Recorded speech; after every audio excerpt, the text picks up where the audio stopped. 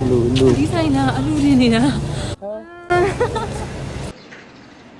ဟုတ်ဘောဆိုင်ရောအလှူရင်ထင်ပြီးတော့ရှက်ရှက်နဲ့ဝင်ခဲ့ရတာလေမင်္ဂလာပါရန်နာမှာပြန်နေကြိုဆိုပါရစေဒီနေ့ vlog မှာတော့ရန်နာရဲ့ညီမလေးကဆိုင်နေဆိုင်မှာဟော့ပေါ်လိုက်ကြွေးတဲ့ vlog လေးပဲဖြစ်ပါတယ်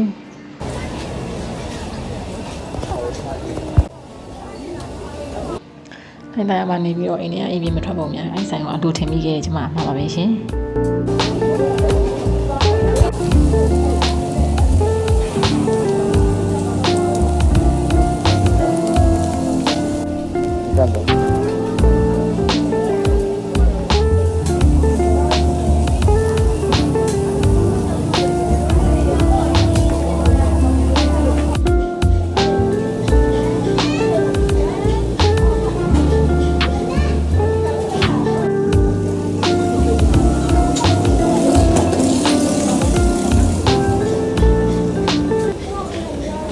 ဘယ်ဆိုင်ရရောက်ဘသူလာရေးပေးမလဲပဲမျောလင်းနေတဲ့ရန်နာတယောက်ကအခုလည်းပဲထိုင်ပြီးပဲများတပုံရရင်ကိမင်းမဲ့သူရှာနေကြပါတယ်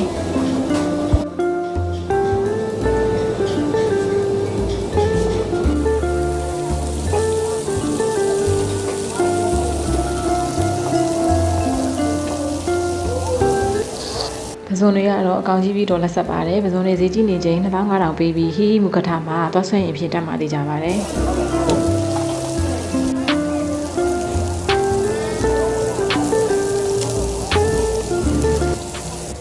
သားငါပြီးရွယ်ဆုံးလေးမရှိပေမဲ့တမျိုးလေးနေတငယ်ချင်းတွေဖို့ပပဟော့ပေါ်တောင်းတချိန်မှာသွားစားဖို့တော့အဆင်ပြေစေပါမယ်